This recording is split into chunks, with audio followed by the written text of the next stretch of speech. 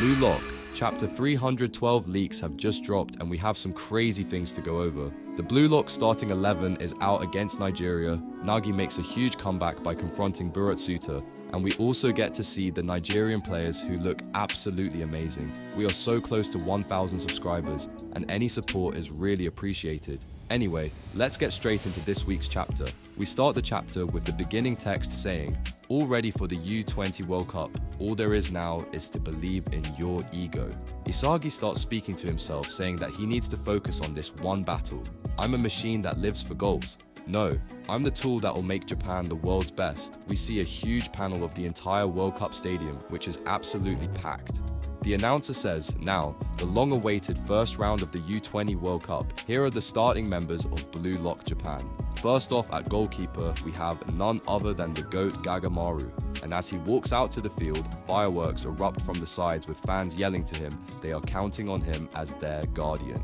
Now for the three main defenders, at centre-back and also the captain, we have Aiku. Everyone knew he would end up being the captain, so it's not a surprise. We also have Aryu and Nico.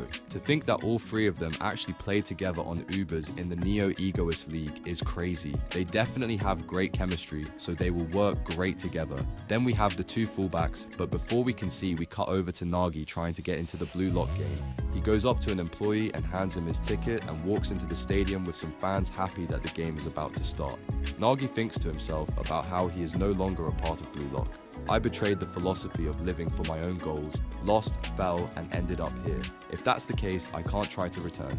We cut back to the field and the announcer announces Chigiri, the Godspeed Panther, at right wing back, and Hiyori, the cool-minded lefty artist, at left wing back. We again cut to Nagi, who while sprinting forward towards the stadium thinks to himself how I'll go out and see something new. I lose, I was lame, gross, pathetic, and only after facing that version of myself, I am finally starting to understand who I really am. A security guard tells him to hold on, but Nagi flies straight past him. He says he's seriously searching for that heart. He gets all the way up to the VIP floor until he reaches to more security men. They intercom that there is an intruder on the VIP floor, and to hold on, wait.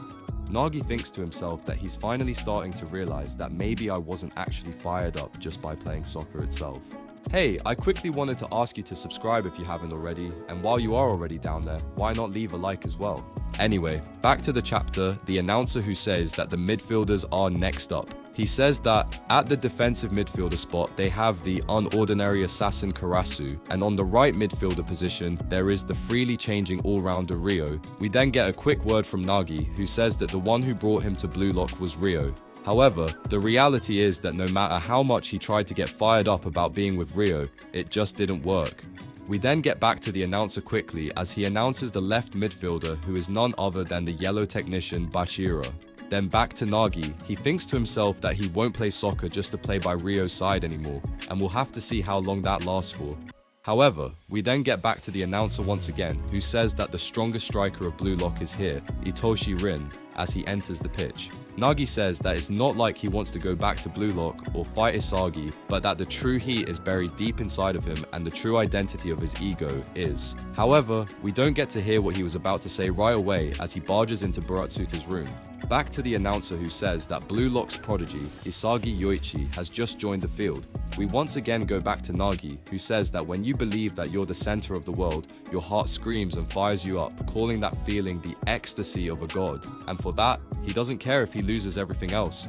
He then gets right to Buratsuta and asks if that one spot is still open for him. He says that he wants to become the best in the world and that he doesn't care if he has to crush anymore, and Buratsuta looks really happy to hear this. The announcer then says that the U20 World Cup opening match is about to begin, and we see the U20 Nigeria 11 squad and they look so cold. And just like that, the U20 World Cup kickoff has begun.